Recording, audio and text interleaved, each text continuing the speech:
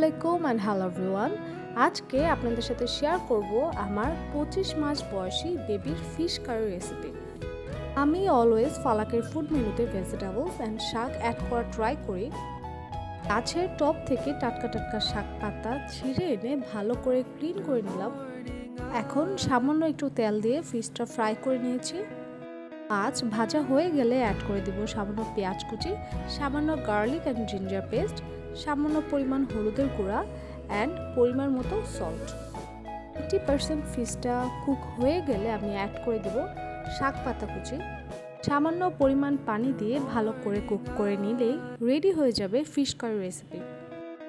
ফালাকের lunch menu ছিল করলা ভাজি, ফিশ কারি অ্যান্ড সাদা ভাত। ছিল আজকের মতো ভিডিও। নেক্সট ফালাকার অ্যান্ড ফুড মেনু নিয়ে চলে আসবো। টিল দেন আল্লাহ হাফেজ, take care and stay with my page Ulte Palta. Thanks for watching.